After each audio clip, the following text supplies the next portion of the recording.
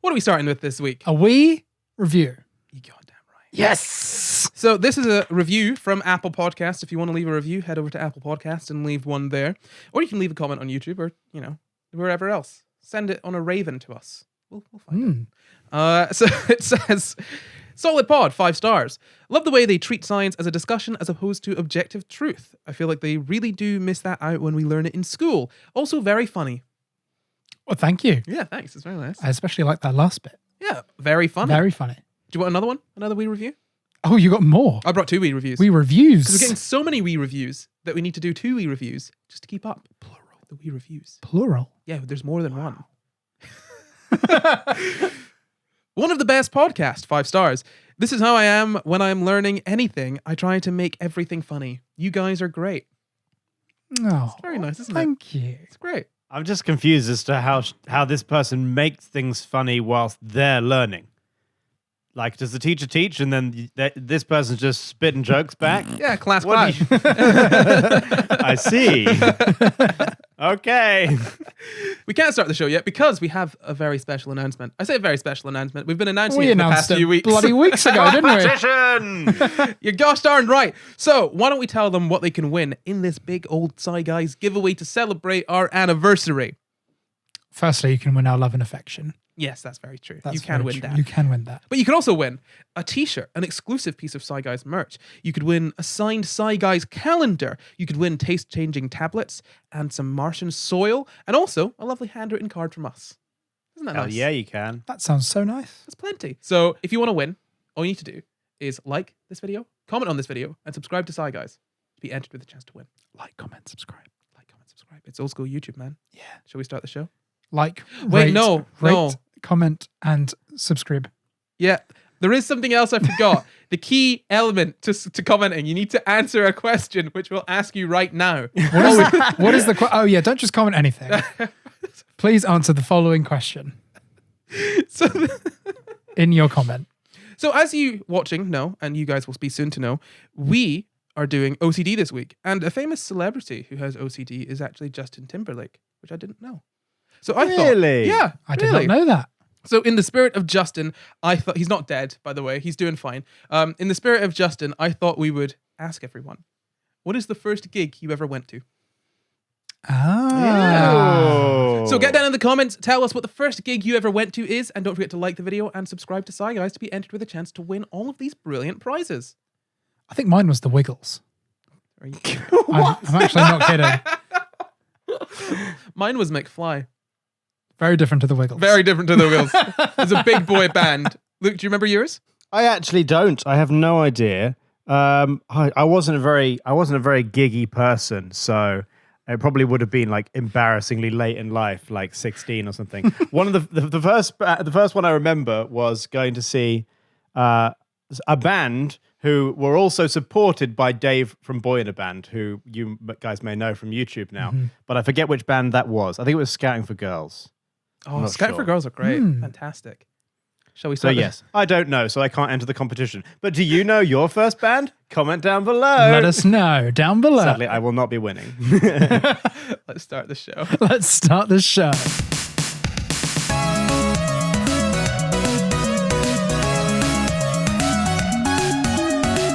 Hello and welcome to the SCI GUYS, the show where we talk about the crazy, weird, and wonderful stories from the science world. I'm Corey, and as always, I'm joined by my co-hosts, Jamp and Luke Cutforth. Good day. Well, hello there.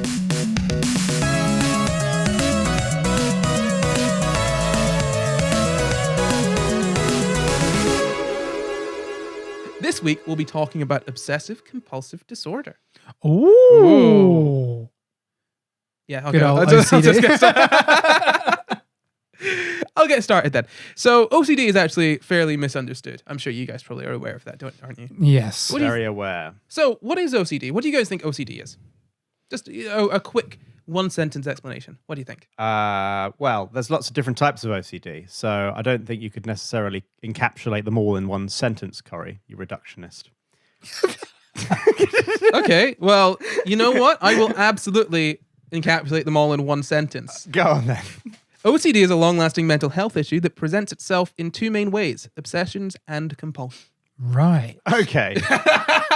Sure. Okay, so you just basically pretty much what it said says what on the the O tin. stands for and what the C stands for. Yeah. Yeah. Now I'll go into more depth. So, over your lifetime, or sorry, the lifetime prevalence rather of OCD is 2.5%. So, the 1 year prevalence is about 0.7 to 2.1. So that means that over like sort of lifetime, there's sort of 2.5% chance. 2.5% of people will have OCD. So it's not a thing it's a thing you can develop then. Yeah. Right. Okay. Interesting. So, it usually affects women slightly more than men, or females slightly more than males. Actually, it's very difficult to tell with this stuff because they usually do just say women and men. So we have to take that at face value. And usually the onset is either in early adolescence or early adulthood. And in females, the onset usually happens during adolescence, but also it can happen. We'll go into other times it can happen in a bit. But with males, it can usually happen a little later, and there are some cases where it can happen in people older than 30 years old. But usually, it'll happen, as you're sort of teenager or young adult. Still fairly young. Yes, fairly young. You've got maybe 3/4 of your life ahead of you. Right. Yeah. Yeah. Yeah. Yeah. Yeah. So, do you guys know what obsessions and compulsions are? Well, so obsession is sort of a recurring fantasization, I guess. Like your brain. I would say, like, the way I put it is like your brain is constantly presenting something to you. Your brain is like obsessively presenting something to you, like a thought, and then a compulsion is like a feeling of like your body's or your mind is like trying to make you do something that you don't necessarily want to do. Yeah, you're pretty spot on. So, an obsession is a recurring intrusive thought. You can't control them, and they can be very distressing.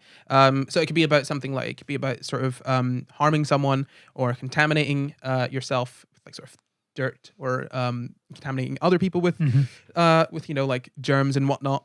But it can be anything, really. I mean, an obsession could be almost any sort of intrusive thought, really. And yeah, they cause distress. That is one of the main things. Well, I was reading about this a while ago, and I've had this phrase that stuck with me, which is really interesting to me, which is it's called the thoughts are ego dystonic. And ego dystonic means that the thoughts are at odds with your conceptualization of yourself and what you want.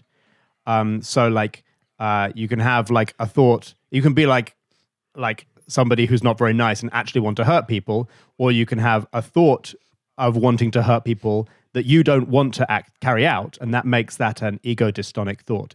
It's like at odds with what you want. Yeah, absolutely. Yeah, and that's I mean, to be honest, that's a pretty great explanation. And like I was saying, we all have these sort of intrusive thoughts, and an intrusive thought does not mean that you've got OCD. For example, I have been having a somewhat recurring thought recently of I should brush my teeth with a toilet brush. Can't stop it. Every single time I see the toilet brush, my brain says brush teeth, and I'm like, no, thank you. We won't be doing that today, sir. No. And I see it and again. The difference between Corey's intrusive thoughts here and OCD are, of course, that Corey does want to brush his teeth with a toilet brush, which means it's not an ego dystonic thought. His better He just judgment wishes tells him society would accept it. One day, Luke. But seriously, what makes it different? When you say people always have intrusive thoughts, or everyone has intrusive thoughts, what makes it different to OCD? Well, this is the thing, isn't it? So the intrusive thought has to be recurring and distressing.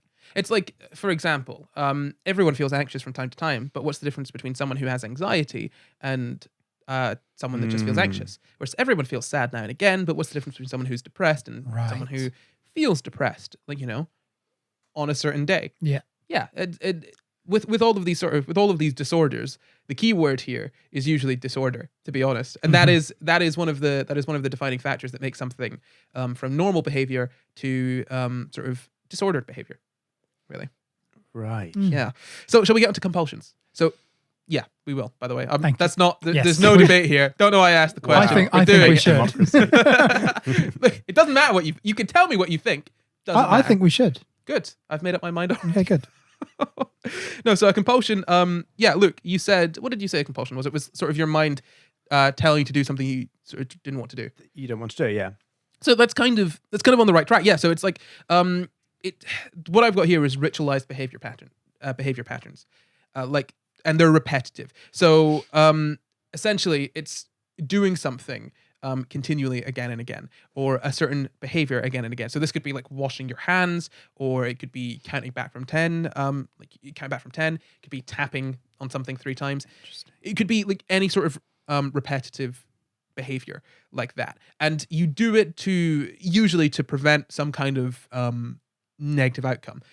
Usually, the way from what I've read, it kind of, if you've got kind of mixed with obsessions and compulsions, the compulsions kind of reduce stress and anxiety. Like they're sort of a relief from the stress that you've got. But this is where it gets kind of tricky. To be a compulsion, it needs to be sort of stressful itself. Okay. So the compulsion, it's the difference between... So not drinking water, for example. Yeah, so the difference between a compulsion and another sort of compulsive behavior is that it needs to be sort of distressing in some way. It can't be enjoyable. Right. Okay. So it can't, like Luke said, it can't be drinking water.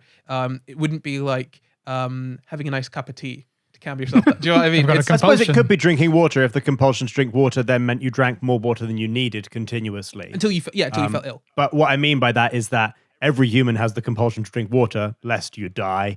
And so it's a different thing to like a compulsion that is naturally there. Yeah, exactly. So I mean, this is the thing when you're talking about this disorder, people have compulsions, but this the whole point of sort of OCD is that they're repetitive and also detrimental to the sort of daily running of your life. I mean, gambling, if you say gambling, for example, that's specifically one that is pleasurable. So that wouldn't fall under OCD because the act itself is pleasurable. Do you know what I mean? Mm-hmm. So the method of action that drives you to that behavior pattern is different under gambling because there's a reward response that's being hooked into under gambling. Is that right? I don't want to say that it's right, but it doesn't sound wrong. Okay. Cool. No, so you just bear in mind that with these compulsions, they're not like doing something that feels really good. The good feeling that comes from a compulsion is the relief of this sort of stress. So that you do the reason that you have the compulsive behavior is because it relieves stress or anxiety in some way. Right. Usually, this is in a lot of the cases, at least from what I've read. So do people with OCD develop the compulsions to ease the stress of the intrusive thoughts? Is that kind of how it goes, or is it depends? Okay. Yeah. You need to, before I can answer that question, there's a lot more you need. There's a little more you need to know. Right. So we'll get to that in a little bit. Okay. But yeah, so these compulsions, I'll just quickly tell you what some of them could be, like checking doors and windows. So like, for example, like we all, you've all had that feeling where you leave the house, you're going to work or something. Or you leave the house to go visit a friend and you turn around to go back to the house because like, did I lock the door? And you get back, the door's locked. You're like, okay, good, I did lock the door. But like, obviously, if you've got OCD, it could be a case where you are going out of your way to go back and check. Like I read a case study. So I was reading this book and there was a case study of this guy who was in uni. And for example, like he woke up at like 8:30, and then he felt really dirty, so he had to wash his hands. And then he had to wash his hands again. Then he had to wash his hands again. And then he went to go to the door to like he got dressed and everything. He went to go out, and he opened the door. And he was like, "Oh no, I need to wash my hands again." So he had to wash his hands again. Then he had a towel to open the door. And then he got on the bus to go to his lecture. And then he was like, "But did I lock the door?" And he has to go back. Like he gets off the bus at the next stop, gets the bus all the way back to check the door, and the windows are all locked, which he'd already checked multiple times, by the way, and it was. So like you can. And the point is, if he didn't do that, his brain would just be going all day. Yeah. Did you lock it? Did you lock it? Did you lock it? Did you lock it? Yeah. Whereas some other people would be able to just go, I probably did. Don't worry about it. Yeah, absolutely. And a person with more sort of ordered behavior patterns, yeah, you'd be like, oh, I probably did lock it, or you would trust that you locked it in the first place. You wouldn't be worried. You wouldn't be worried, or you'd go back and check, and you'd be like, no, I did, and then you'd head home. You wouldn't get off the bus and go all the way back unless you were pretty sure you hadn't locked it. Yeah. But that's what these compulsions could be. It could be like I said, checking doors and windows, washing your hands, cleaning. It could be almost anything, really. Any sort of repetitive behavior, so long as it doesn't sort of have an immediate sort of pleasure to it. if that makes sense. Yeah. And yeah, there could be a bunch of other things like hoarding, arranging stuff. Apparently that's what Justin Timberlake does. Did I say Justin Timberlake at the start? Or did I say Justin Bieber? You said Justin Timberlake. Okay, He said good. Justin Timberlake. Good. It's Justin Timberlake. He arranges stuff. Yeah, apparently he arranges, like he has to arrange objects in particular order. He needs to have a specific food in his house at all times. Interesting. And it's like when you sort of hear about different compulsions, they can be quite varied, but the sort of unifying thing is that they're all repetitive things that don't feel good necessarily. Hair pulling or skin picking, or moving like superstitiously, so like maybe knocking on wood and stuff. And again, just doing things like this every now and then doesn't mean that you've got OCD. Absolutely not. And if you think you've got OCD, please speak to a doctor. We can't diagnose you. We're just some people on the internet, aren't we? When you said hair pulling, is trichotillomania a form of OCD? Yes. Well, yes. Yes, there's a whole section on that. There's a whole section on that in a little bit. Yeah. Cool. And yeah, it's actually it's interesting because there are some things that fall under the sort of spectrum of OCD disorders that you might not think are OCD disorders. We'll get to that in a sec. So the NHS mentions that you need to have there are sort of not only are there obsessions and compulsions, but there's also a sort of emotional element to it in that the obsession causes a feeling of anxiety or distress. And usually the compulsion will relieve that. And as I said, it's more prevalent in women, and that seems to be pretty universal no matter where you look in the world, generally. But when you look at sort of studies across multiple cultures, it's the sort of unifying things is that there's it comes in relatively early. There's a slightly higher incidence in women, and there are more people with mixed obsessions and compulsions rather than people that have got more obsessions or more compulsions. So it's more common to have a mix of both. And the interesting thing is that the actual obsessions that people have differ between different places. In that, so in this study from this book that I was looking at, if you compare North America, Europe, and Africa to the Middle East and Brazil, the Middle East and Brazil tend to have more religious obsessions than those other areas, which is interesting. So the obsessions could be almost anything, and it could be influenced by culture, is really what that's telling us. Okay. And yeah, it's often, people often talk about it as though it's a kind of anxiety disorder, right? You might have heard that, or you might have been given that idea. No? No. Well, it sort of used to be classified under anxiety disorders, but then it kind of was given its own, in the DSM, it was given its own sort of, its own little spot. Its own little place. Sort of OCD, because there's specific considerations with it. So it's got sort of OCD and OCD type disorders. And this is the interesting thing. So I think you said, Jamp, that whether the compulsions are or whether people develop the compulsions to ease the anxiety of the intrusive thoughts and the obsessions. So yeah, so this is interesting because when you look at kids, you get a different answer. So if you see OCD that started in, say, early childhood, there's not really an anxiety element to it necessarily.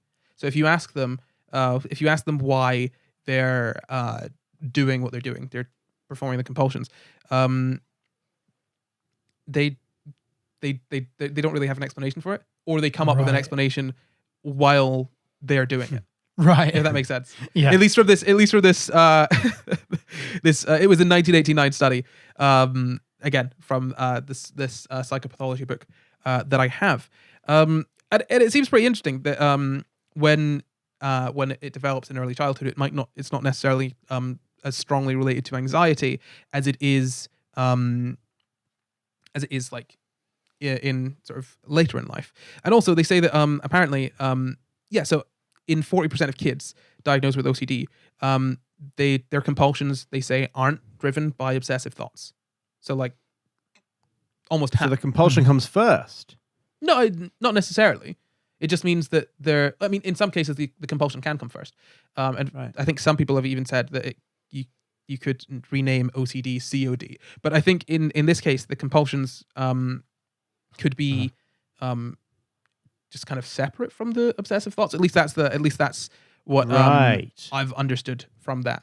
The compulsions aren't necessarily. That made sense. Your question made sense to me, was like, if you've got those intrusive thoughts, you come up with this theory, like, oh, if I carry out this ritual, then the thoughts stop for a while, and then that gets reinforced. They never fully stop, but they stop for a moment or stop for a little bit, and that's I was lovely. thinking, like, if someone has the intrusive thought of like, oh, I'm dirty, then like ritually cleaning your hands or whatever would be designed to keep those thoughts suppressed. I mean, it can present like that, and it often like does present like that, but then that's a very sort of that's the sort of simplest view of it. Yes. In that, like, that's absolutely the view that you'd have going in. But when you start to look more into different cases, some of them can make less sense, if that makes sense. Right. Like, and usually with people that have got OCD, they're fully aware that their compulsions are like they're sort of, they don't really make sense. Like they're aware that, like, they're not necessarily doing the compulsions like, oh yeah, this is absolutely gonna fix it. There's some level of, they know on some level, like, yeah, this is not something I should be doing. This is disrupting my life, and I don't want to be doing this, but I have to, because otherwise bad thing will happen. And it could be like, it could be something that sort of makes sense in terms of like, oh, washing your hands because you feel unclean. But it could be something else, like like I said, I've said counting backwards from 10, but like thinking if I don't count backwards from 10, then this plane will crash, sort of thing. Right. So it could be anything like that. And like, I mean, to be honest, I was reading as well, and they've got these sort of theories that like of people with OCD have this sort of they can present in sort of having, how do I say it?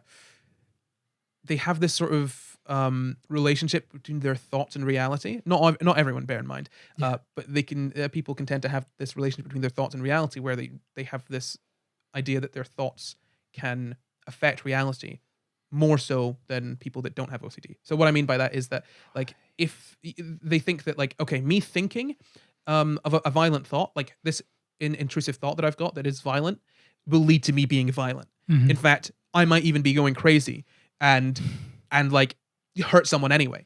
Like that's how much power that this thought has. And it can even go up to sort of like me thinking that this plane is going to go down absolutely will have an effect on this plane going down. Right. And like, obviously that's not like everyone, but this is like sort of, these are the sort of psychological things that they've sort of noticed in people with OCD, a sort of stronger belief that your thoughts can influence reality. And actually, they've noticed that as well, particularly in religious people.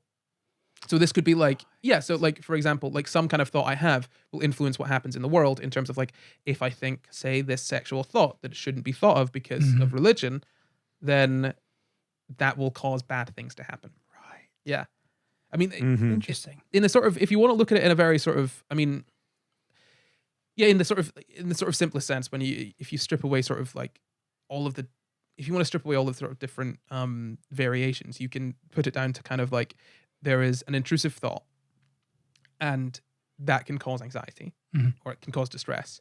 And then there's a compulsion to sort of downregulate that thought or distract from that thought. But the compulsion itself also causes a level of distress. Right. So there's a relief, but they're still distressed. Do you know what I mean? Yeah, I get you. And yeah, so symptoms, so the common obsessions are fear of germs or contamination, for being worried about forgetting things or losing things, being scared of not being in control, thinking, sort of having aggressive thoughts towards yourself or others, unwanted thoughts about sex, religion, or other things of that nature, and then also wanting, so sort of compulsions, wanting to have things in order or symmetrical, or cleaning your hands a lot, or arranging things in particular order, or checking things repeatedly, even when repeatedly, or counting things repeatedly. So like all of these different things you could expect to see, you may find in someone that has OCD. Out of interest, it sounds to me from what you're saying there, I don't know if this is an okay thing to say, but it sounds to me like there's a certain amount of crossover with some of the symptoms you see in some forms of autism as well.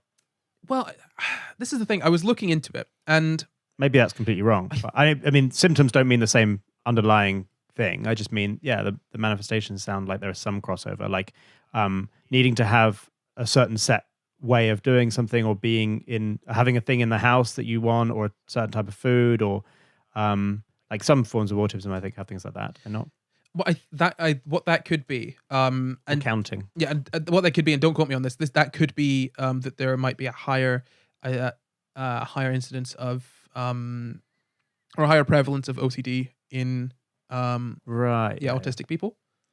So that could be the case there. But then also it could be similar. It could even be sort of similar sort of behaviors with completely different pathways leading to them. You know, yes, do you know what I mean? Yes.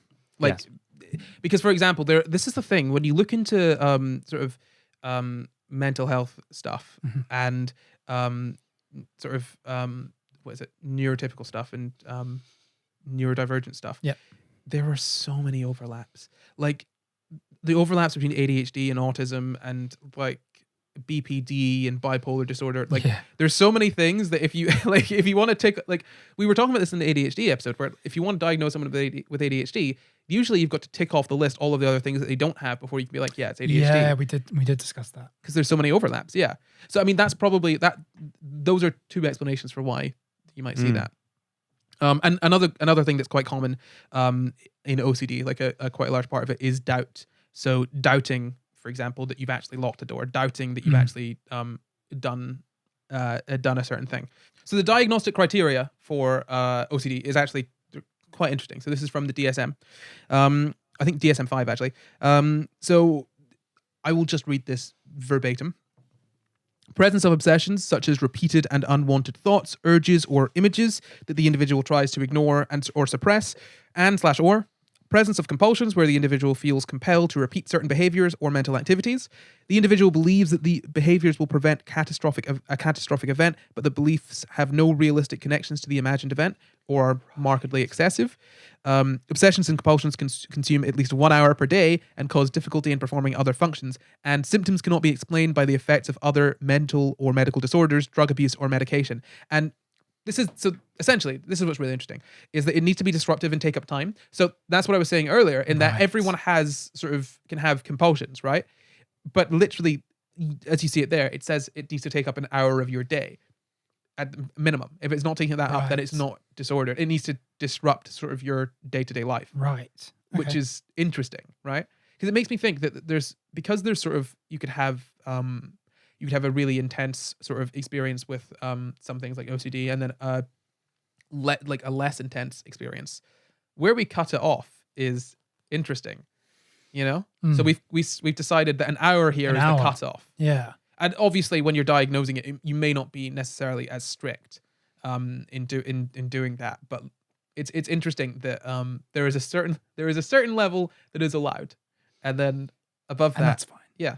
Yeah. It's also kind of very interesting because it reveals how these things are not clear cut. They are like, they're descriptions of things that happen in specific combinations with other things that are possibly the cause ruled out, that pass a certain threshold of how annoying it is for your life and how much it disrupts you. It's like, it's not like, the same thing as like, you've lost your finger, whereas you've either lost your finger or you haven't lost your finger. I suppose you could have lost half a finger. But it's not as clean cut as that, right? It's not as clear. It's much more sort of woo-woo and wavy in terms of like these kind of definitions. It's very interesting. And again, this is one of my favorite lines that one of my favorite lines to always read in diagnostic criteria. Symptoms cannot be explained by the effects of other mental or medical disorders, drug abuse, or medication. So again, what this means is that it's not OCD if it's something else. Right? So again, you've got to kind of rule out other things. Yeah. So if this disordered behavior is due to drug abuse, for example, then you wouldn't classify it as OCD. So it's just that kind of stuff. So that's if you're curious as to how they would diagnose OCD, those are the criteria that they'd use. Right. Yeah. And then also, I want to cover this really briefly. Give me the sort of stereotypical idea of someone with OCD. Like Monica from Friends. Okay. Yeah. Well, I was thinking, ever since I've been online, I've seen people saying like, "Oh, just tidied the house. I've got a bit of OCD. Like, I need to keep the house clean all the time." It's just like feels High a bit trivial. standards. Yeah. Yeah, high standards. Yeah. Yeah. Or just any stand. Yeah. So that would probably what's really interesting is that when people say, "Oh, I'm so OCD," which you shouldn't really be saying, really, unless you've got OCD.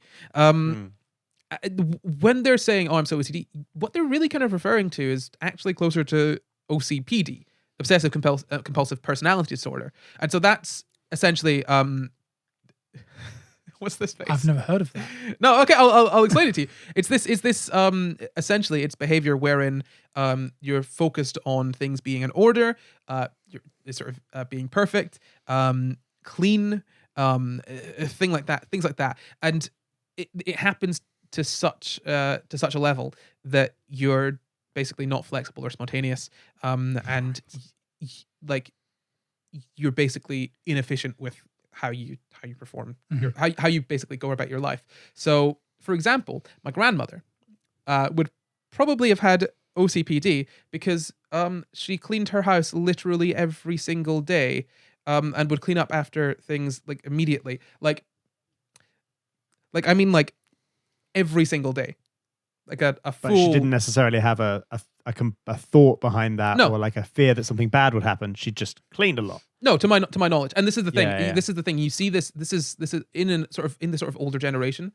Things tend to be really underdiagnosed. Like, you know how you see a rise in autism now and a rise probably in ADHD, things like that as well. They weren't necessarily diagnosing those things before, and you even see. I know people that have had adult diagnosis. Like the number of people that I know that are in their 20s that have just been diagnosed with ADHD. It's unbelievable.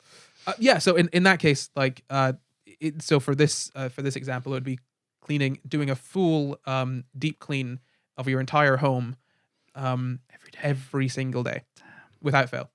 Yeah, Sounds like a lot of work. That's a clean house. exactly. Such a clean house, man. Like spot you could eat off the floor. Like throwing out a bowl because the dog had used the bowl for water. Yeah. Throwing it my out. God, we went through. Sorry, I'm just shit talking my dead grandmother right now. Should not be laughing about this. No. But well, this is unrelated to what we're talking about. This is just a funny story. When she died, we had to go through the house and like clean stuff out. Not because they were moving out the house, but just to make sure that everything was all sorted. And we were we were going through like the cupboards and like throwing out stuff that was too old and things. We genuinely found things in that cupboard that were older than me. Like that hadn't been thrown out. And I mean like spice packets or whatever, like it wouldn't have necessarily gone off, but like stock cubes, things like that. Things that were just sitting in that cupboard that literally went out of date before I was born. Why did you buy it? Not going to use it in 2 decades. What the fuck? Honestly. So that's just a fun story. I'll use it one day. Wow. Did you? No. So back to OCPD. So in OCPD, a person with OCPD would be sort of very focused on details, rules, order, lists, organization, and this is me literally just reading a list verbatim here. Schedules, to the extent that the major point of the activity is lost. So, so you're so focused on a schedule that the point of the schedule is actually lost. You're so focused on things being in order that the reason for them being in order is completely. You spend more time worrying about them being in order. Yeah, exactly. Yeah. So if something for example, if something being in order is to save time for ease of use. Yeah. And then you spend more time making sure that it's in order than you would spend just using it if it was out of order. Out of order, yeah. Like let's say, I don't know, frying pans in a cupboard, right? You have them in a certain order so that you can pull them out more easily. So the ones that you use more often are on the top or whatever. But you're so focused on keeping them in that order that you spend more time doing it than you would if they were just thrown in haphazardly. Yeah. Something like that. Obviously, that is not a real life example. That's, but that's the kind of idea. So, interestingly, so I've told you how in OCD often people are aware that their behavior is sort of disordered in some way. it's frustrating to them. The compulsions are not necessarily something that they want to do. It's something that they have to do, and they recognize that it's disruptive. Whereas in OCPD, it seems to be that if you have OCPD, you think that what you're doing is the way to do it. Mm-hmm. Like this, I'm fine. Yeah. You know, which is interesting, and it is interesting to me that OCPD is like OCD is something you throw around to mean something that is more similar to OCPD. Mm-hmm. You know, which you shouldn't be using. That doesn't mean you can stop saying OCD and start saying OCPD. I'm You just don't say OCD. either. I'm so OCPD. Exactly. if you were OCPD, you probably wouldn't be saying I'm so OCPD because you'd be like, I am, whatever. So what are some related disorders, as in sort of under the OCD umbrella, in the OCD sort of OCD spectrum disorders?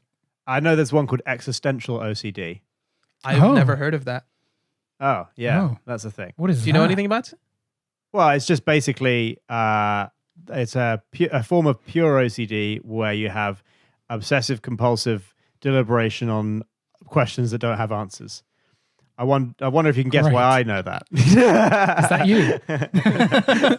I have not. I for a while I was like, I think that might be me, but I didn't ever. I haven't gone to anybody to talk about it yet. But we'll see one day, maybe.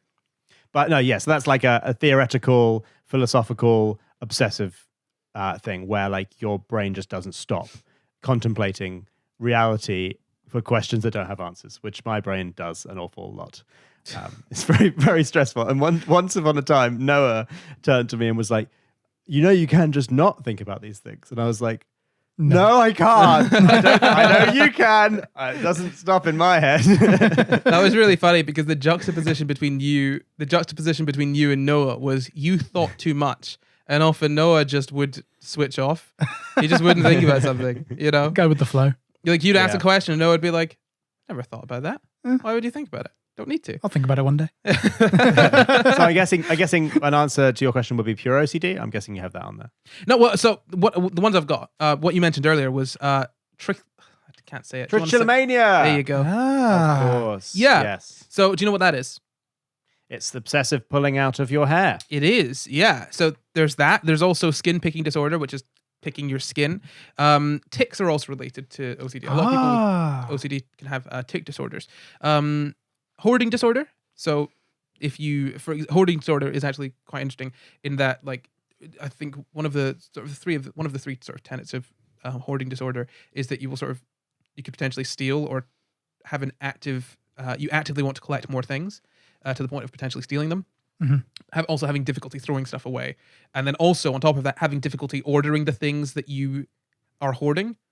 Right. And we've all seen, which is really weird, by the way, that we have shows like about hoarders when they have a mental illness. You just give them help. Yeah, don't have someone come in and just shout at them for being. It's always someone ill. coming into the home of a hoarder and being like, "Oh God, there's so much stuff here. Disgusting." It's like, I know, help me.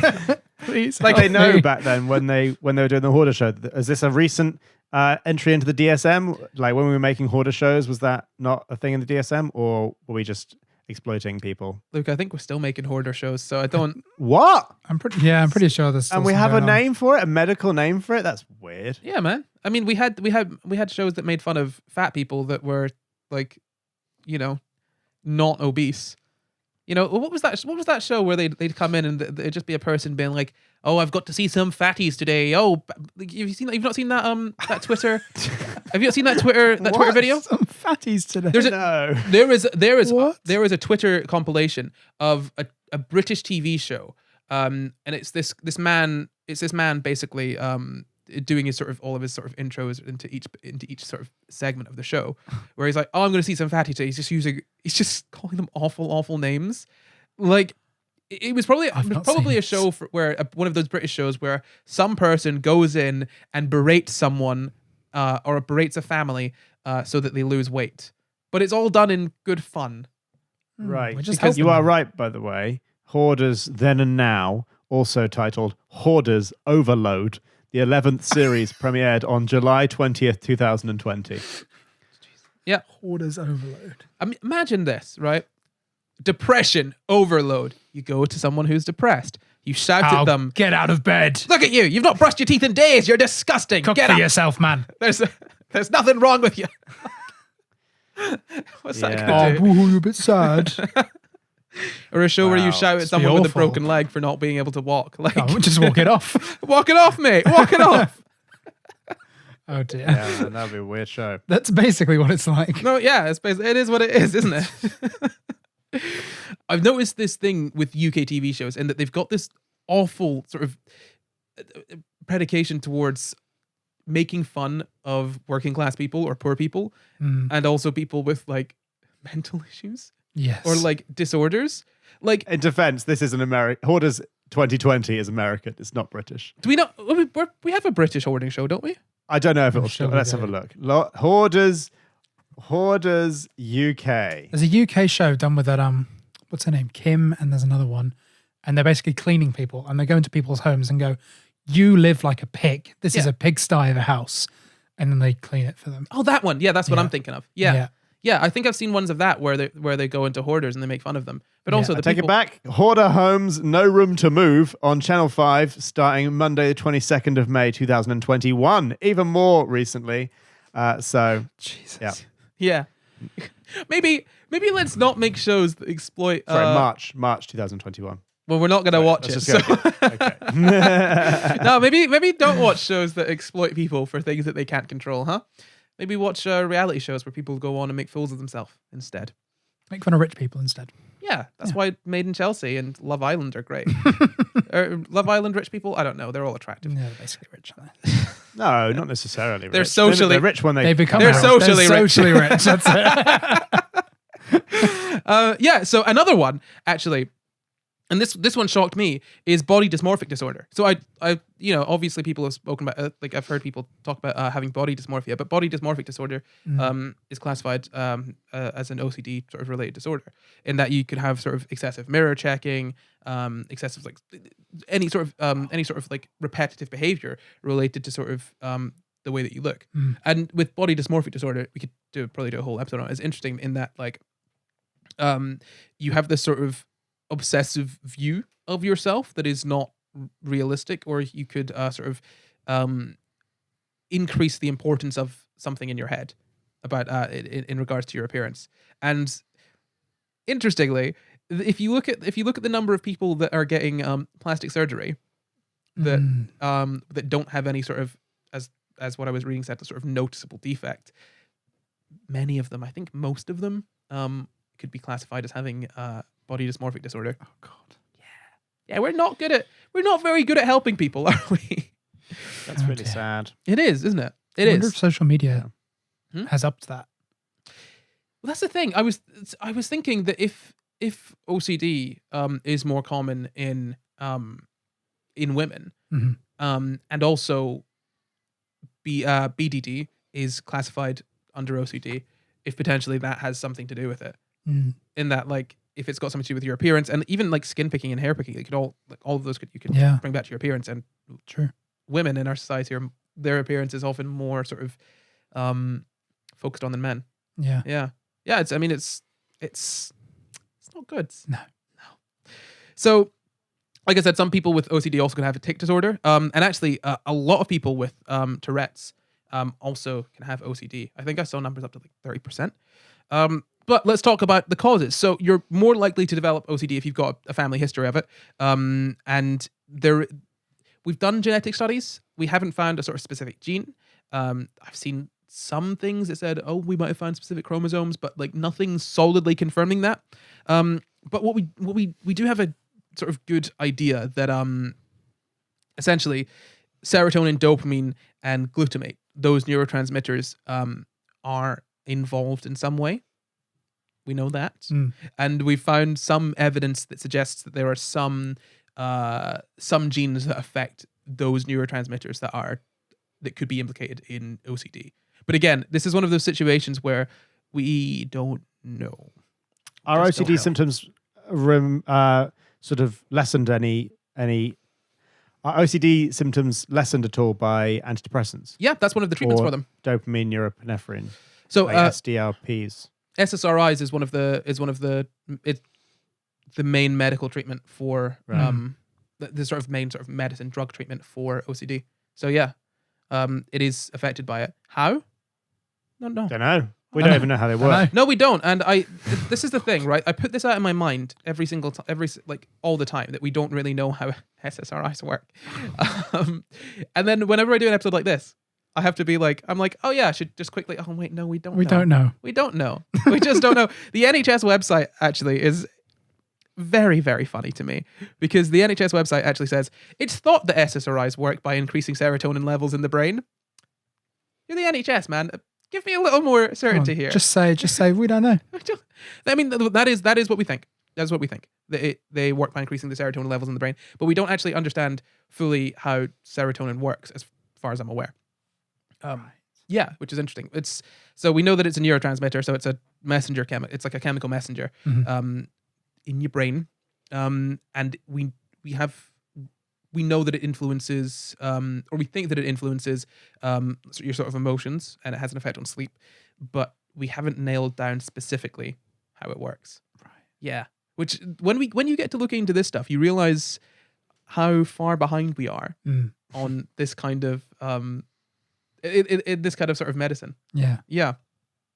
So in terms of other causes, I've already gone over the genetic stuff, but also there's trauma as well. So in some cases, I mentioned earlier on that you could have OCD late onset, and in some cases it can be brought on by traumatic events. And for like a lot of people, it could be postpartum depression could bring on OCD. Could have PTSD and OCD being comorbid, so they could be kind of related in that sense. And yeah, it's just interesting because I never realized that OCD could be brought on by a traumatic event, which is, I mean, it's good to know. Yeah. Good to have in my mind. Another interesting one is pandas. Have you guys heard of pandas before? It can be brought on by pandas? The animal? I'm never going to the zoo again. Do pandas have OCD? You guys are going to feel bad for making this joke. Oh, God. So, Sorry. no. I'm so sorry. No. Pandas have OCD. I set you up for it. No. Pandas is pediatric autoimmune neuropsychiatric disorder associated with streptococcus. Oh. Yeah, essentially. That's a mouthful. It's a mouthful, isn't it? That's why we call it pandas. No. So essentially what this is that if you're exposed to, as a child, a particular kind of streptococcus bacteria, you can potentially have an onset of OCD and other potential symptoms. So like personality changes, like ADHD, rage episodes, like deterioration in handwriting. So a lot of sort of like, I guess, neurological effects. Right. Brought on by, we think, this strain of bacteria.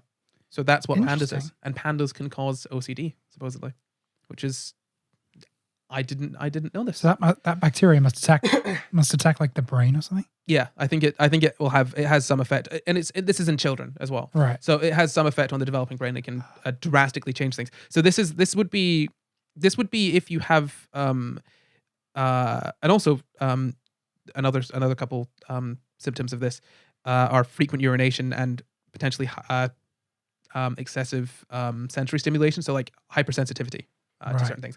But this would be the case if, for example, like you very suddenly had an onset of these symptoms. Like if a child very suddenly had an onset of these symptoms following exposure to that bacteria, that's when you would say it's probably pandas.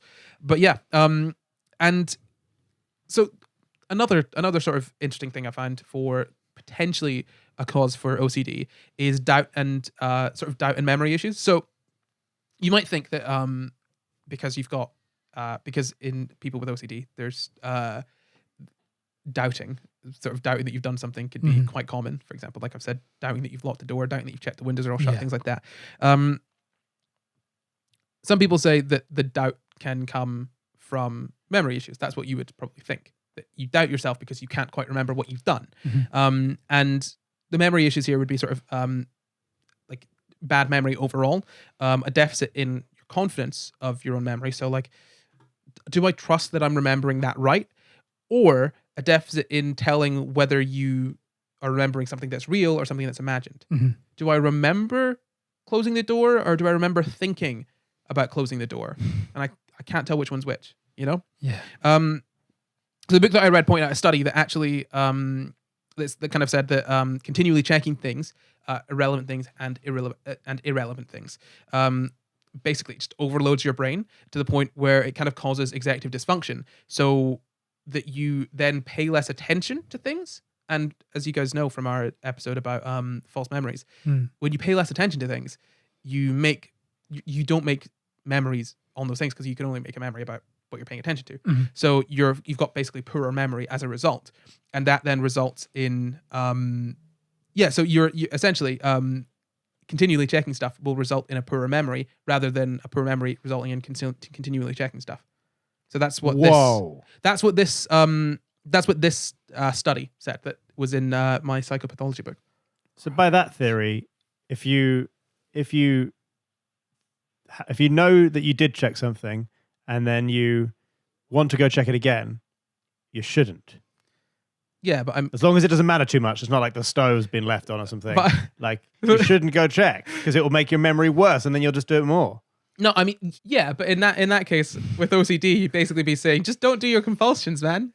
Sure. No, I just mean generally in life, and not. If no. OCD. So this is not. Don't take this as like, if you don't do things, then you want this this effect on memory. This is a way that they've explained potential memory deficits in OCD. Mm-hmm. So this wouldn't be something like, checking stuff a lot overloads your brain. If you're checking stuff to the level that potentially someone that's got OCD would check something, that could then it affects your brain. Yeah, that could then cause you to not remember stuff not nearly as well, because you're not focusing on things properly, because your attention is taken up by checking consistently. If that makes sense. And like I said, there's plenty of sort of comorbidities with OCD. So, for example, Tourette's disorder. Apparently, over 50% of people with Tourette's will have significant OCD symptoms, and 30% will have a diagnosis of OCD, which is a lot. Wow. So if you think about it, in the population, we've got in the whole population, you've got like 2.5% of people will be diagnosed with OCD, but in people with Tourette's, 30%, which is a massive jump. Wow. And yet there's also a higher incidence in people with schizophrenia as well. That's about 8 to 26%.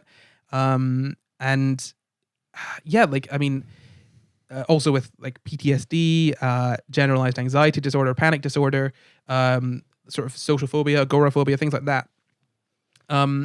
So yeah, OCD can be, your sort of chance of having OCD could be higher potentially if you've got, or the sort of prevalence of OCD is higher in certain populations that have things like schizophrenia and particularly Tourette's disorder, which is quite interesting. Can I ask a question? So when you're saying like people who have Tourette's disorder, 30% of them will be also diagnosed with OCD, and some people who have schizophrenia will have a higher proportion of people will also then have OCD. Does that mean that, I'm trying to work this out in my head, does that mean that people who have Tourette's also then separately have OCD?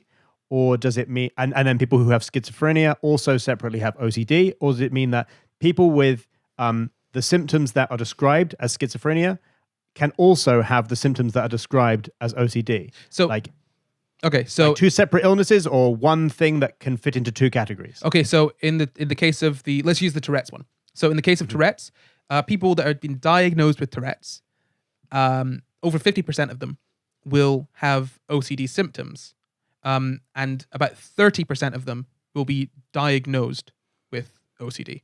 So that 30% comes out of the 50. So 30% of people that have been diagnosed with Tourette's have also been diagnosed with OCD. Does that make sense? So it's like it is a diagnosis of two separate things. Right. Okay. So it's a diagnosis of two things rather than you have one thing that can be described as both. Yes. Okay. Well, okay, I'll say yes, but this is the thing. Then you're getting into a tricky area of like, if, for example, if like over 50% of people with Tourette's, no, because it's this is where it's difficult because so many disorders, there's different comorbidities in that there's different disorders where if you've got one disorder, you could potentially have a higher, there's a higher chance that you'll have another one. And it could be overlaps of symptoms, but there's also varying symptoms. I think the easiest thing for us to say is that, yeah, it would be a diagnosis of two separate disorders. But it's like what we were talking about earlier, wherein, like, on the same spectrum of at what point does one disorder become ordered behavior? At what point would you diagnose someone with X instead of Y? You know? So those things are labels for symptoms and for ways of functioning that we've applied onto things we've observed rather than being necessarily actual things in and of themselves. Yeah, and bear in mind, again, with so many of these things, with so many of these sort of mental health issues or disorders, we don't necessarily have one clear-cut sort of reason for them, one clear-cut sort of pathway. So there could be any number of things that cause them. So what was there was an example that I really like to use. What was it? I used it with the gauging, right? In that I used it in our gauging episode. In that, like, we call diarrhea one thing, right? Yeah. we say that diarrhea is one thing, but there are a number of things that could cause diarrhea and a number of things that diarrhea could be indications of. Mm-hmm. But we just say this is diarrhea. Yeah. Is that a symptom or is that a sort of disease, right? And in the case of these disorders, it's like with many of them, we don't necessarily have a distinct, like, this is the one thing that causes OCD. We just say this is like sort of we just say, like, we sort of observe, yeah, these are sort of symptoms, so let's call these OCD. Like, for example, we moved OCD from being sort of an anxiety type disorder to being its own sort of thing. Mm-hmm. Because it's not necessarily like if you have OCD, you 100% have this thing in the same way that if you've got, say, a virus, you have that virus, you know? Yeah. It's like OCD is just a name for a collection of symptoms, which... Yes. Yeah. So, short answer, yes, Luke. I just find it very interesting that all these things are essentially like descriptions of people that deviate from a perceived normal. And you have the normal population in inverted commas who are a certain way. And then you have all these people who deviate from that normal that are then given labels for things. And then are perceived by the normies as other than them. But then inside of that, like, what's considered normal are all sorts of strange things that aren't like I don't know. Yeah, no, it is interesting because we got into this last time when it came to, like, religion. Like, religion. Okay, so sure, yeah. No. Is it psychosis or is it religion? Ooh. Yeah, and like there are behaviors that, like, outside of the context of religion would be considered disordered, but within the confines of religion are not considered disordered. And obviously that's not to sort of delegitimize the struggle that people with certain disorders may go through. Like, obviously the reason that we have these classifications is not just to say, oh, you're different. It's because people genuinely do struggle with it's because it's detrimental to your life. So, like, believing in God can be a positive influence on your life if it gives you community and helps you survive better. But then believing there's someone in the sky watching you all the time can also be detrimental to your health if you're not functional because of it. Yeah, exactly. And this is why we have those sort of limits of, like, these are, and this is something that's really interesting to me, man. Like, when you look at many disorders, it's essentially just, and this may sound very obvious, so I mean, obviously bear with me. Many disorders are just ordered behavior in a disordered way, if that makes sense. Like, they're perfectly normal. They're sort of in some cases it's dysregulation. So it's a normal thing that happens, but it's dysregulated. Mm-hmm. So, like, bipolar disorder, for example, having different emotions, like feeling different ways, or having, like, sort of feeling lower, feeling like higher, is normal. But what is not normal is that there's not a regulation of that. You can swing from one extreme to the other. Do you know what I mean? Yeah. And in anxiety, for example, the easiest one, anxiety is a good thing and it keeps you alive until it's a thing that becomes all consuming and you can't get away from it, you know? So it's really interesting to me how like we view all of these things. This is the thing, right? The reason that we have categories for disorders is the same reason we've got categories for almost anything, because there are 7 billion people on this planet. I don't know. I've lost count. I was keeping count up until the other year. Nearly 8. And then I lost it. There was just one baby that slipped past, and once you miss one, what's the point? Got to start again. Exactly. No. So how many different pretty much every person's experience of a certain disorder is going to be different, right? One person's experience of bipolar disorder is going to be different from another person's experience of it. Sure, they'll have like shared, there will be shared experiences, but the likelihood of two people having the exact same experience is unlikely. And when I say exact same, it's like if you get down to a sort of like microscopic level and you look like, yes, your experience is tiny bit different. You felt slightly different in that millisecond, didn't you? And it's interesting to me because we like to categorize things, and that can be very, very useful. And in this case, I think it is useful, but it's always interesting to me where we lay that cut off, you know? So usually when you look at any category and you want to be like really, really specific and be like, oh, how many of X group are there, right? The answer will probably be like 7 billion. If you were going to group, like if you're going to group people down to the smallest infinitesimal way that you could, there'd be like 7 billion groups. Yeah. Right? Like if we wanted to be really specific on different mental disorders, right? It would be however many people have disordered behavior. Yeah. And each individual person would be their own individual thing. But we just need to categorize them to make things simpler. Which is why probably you see a lot of overlapping symptoms and things like that. So anyway, let's just end this really quickly with the treatments that are available for OCD. So we've already spoken about SSRIs, antidepressants. We don't know how they work, so I won't spend too much time on it. But we do know that they kind of work for OCD. I love science and I love knowing things.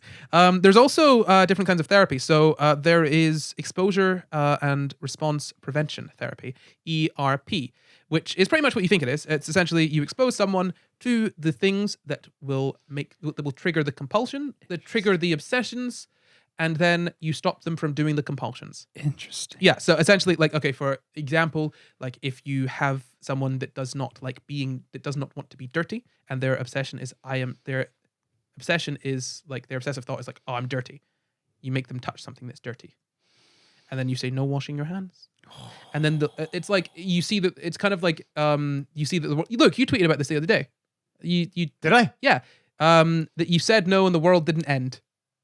Right. Yeah. Sure. So like exposure therapy. Exactly. You do the thing that your thought is going to tell you to do, and then you just see that nothing happens, and you're good. Yeah. It's like when we were talking about in the episode about orgasms, when I was saying that science is so brilliant because if you believe that when you masturbate your hands will grow hairy and your head will fall off, whatever it was, then you just do that, masturbate, and see that no one's hands become hairy. Cool. That's like Sick. thousands of years of rubbish just disproven straight away. Yeah, you just get a bunch Brilliant. of people to do it. Yeah.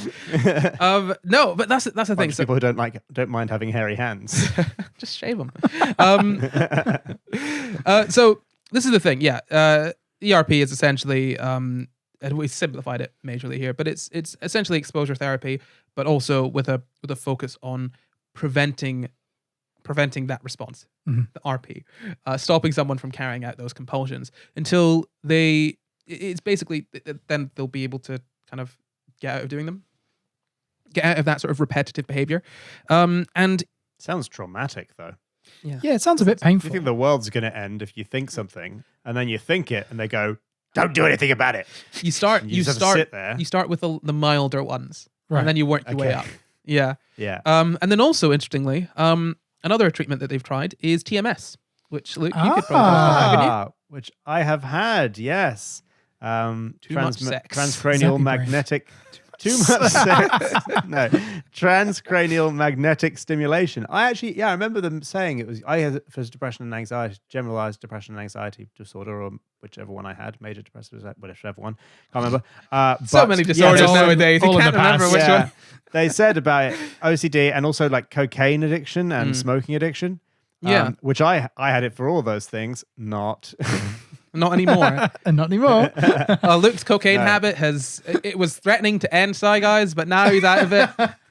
All thanks to TMS. Too much No, you sex. can't say that's that. really 'cause they- interesting. They were very nice to you. They were very nice to me. They were very, very lovely to me. You can't. Just zapped your brain. It's fine. They didn't. Luke never had a cocaine addiction. Just No, to, I I just never to had a clarify. cocaine addiction. I never had too much sex. But I did have depression and anxiety. I still have it a little bit, but not as much as I did before I got my brain zapped. Yeah. So Tia, it's not a normal treatment for OCD, but then as far as I'm aware, TMS. I mean, when you had it, it was quite a new thing. new. Yeah, new So thing. it's only available in 2 areas of the UK on the NHS. So yeah, it's very much a new thing that they're rolling out. So it probably will be effective for other things. It's just that there's such a long process to get that proven, isn't there? Yeah. Do you remember how it works at all? Roughly. Yeah, so there's 2 different frequencies of magnetic stimulation they did on me. And they place this coil over the area of the brain responsible for emotional regulation, and the area which is to combat the depression, and the area of the brain or an area of the brain that's responsible for anxiety. And what they are doing basically in short is they're strengthening the part of my brain through basically creating pulses of electronic waves through the neurons to grow that section and to shrink down the part that deals with anxiety that's overactive in people with generalized depression and anxiety. So I assume if you can identify which areas of the brain are causing OCD symptoms, you can shrink those things down and strengthen other areas that regulate those thoughts or compulsions. Well, the thing is, yeah, we have seen differences in people. We have seen sort of differences in the sort of typical OCD brain, or the brain of someone with OCD and the brain of those without. There are some differences that we found, but yeah, I wouldn't. It's not like you've got an extra part growing that I can talk about. It's just some parts are maybe slightly larger or smaller in different in each different group. So yeah, TMS is a kind of outside of the box treatment for OCD, but it is definitely a potential treatment for OCD. Got there in the end. Yeah, and that is it on OCD for today, Nice. at least. If you guys want another episode on OCD, please let us know, because there's a lot more to get. There is so much more to get into. The issue was that if I was going to talk about some of the stuff, I would have had to do a whole episode explaining the science behind what I was going to talk about. Like, honestly, like this is like there is so much interesting sort of brain science involved in all of these things when we look at them, which is great. But yeah, that is OCD. Brain is the most complicated structure in the known universe, so Stuff requires quite a bit of exposition before you can talk about it. Okay, let's just get everyone caught up on the entire history of neuroscience, and then we can discuss OCD. Bang it out in 5 minutes. I was looking at it and I was like, oh, I really want to do this. And I was like, I read a couple words and I was like, okay, I need to spend 5 minutes explaining each of these words. So now that's not going to happen. Like, Well, if you want to force Corey's hand in making another episode, then you can suggest it over on our Patreon, patreon.com/SCI Guys. oh, wow. You're right, Luke. They can go to patreon.com/SCI Guys. They can? They can get other things there too, can't they? No, No, nothing else. No, That's they it. can't. You No, can. nothing. You can. Go and look. Go and look. Yeah, but I think that means that it's the end of the show, is it not? No. That means something, though, doesn't it? It does mean something. It means it's time for the quickfire quiz. Dun, dun, dun, dun. So we all know the rules for the quickfire quiz. I'll ask one question. That's one question between you, and you guys need to buzz in to answer. You can only buzz in to answer once I've finished asking the question. The first person to buzz in with the correct answer wins. What do you win? Nothing. Yeah, that's right. Nothing. Are you both ready? Oh, look, nothing. Oh, look. Nothing. Nothing. Are you guys ready? Yeah? Yeah. Sure. What's your buzzer? Oh, I can't. You couldn't see me. I pointed at Jamp, Luke. That was very rude of you. My question for you today is, what does ERP therapy stand for? Oh, God. Luke. Exposure, Yes. repetition therapy. No. Incorrect. Oh. Jamp. Exposure response. Therapy? P. There's a Oh, P. P. No. Um. Oh, what would the P stand for? The first person to buzz in and get it wins. Jamp. I don't know. I don't know. I just thought I'd come up with something. Exposure. Response. Progress. I was going to say progression. Guys, this is really bad. I said it 5 minutes ago. I know. Prevention. Prevention. Prevention. Prevention. Well, you got it, Chad. Well done. Good job. Wow. Well, that means it's preventing exposure response. No. Oh, clever. Good. Very good. No, it's preventing the response. It's exposure and response prevention. Therapy. Okay. Yeah. All right. You're preventing Good work. Well done. Well done, Jam. Yeah, very good job. Fantastic I'm job. glad our memories don't span 5 minutes. That's good to know. A goldfish. I think because when you said it, I was more focused on the exposure response bit. Yeah. More than the prevention bit. I mean, that is the key part. Mm-hmm. That is actually the prevention. I was like, yeah, I mean, that's what you'd want to prevent those responses, don't you? Yeah. But that is this week's show. Is there anything else I need to mention? Leave your comment about to enter our competition. Yes. What was the first gig that you'd seen? Don't forget to like and subscribe to enter also. What does that have to do with this? Justin Timberlake has OCD. Of course. And he also does music, and you can see him at a Justin Timberlake gig. If that was the quickfire quiz question, I would have got that. So, before we go, we would like to thank all of our patrons with a very special thank you to executive producers Ashley Muller and Anon Imei. And also, thank you for listening.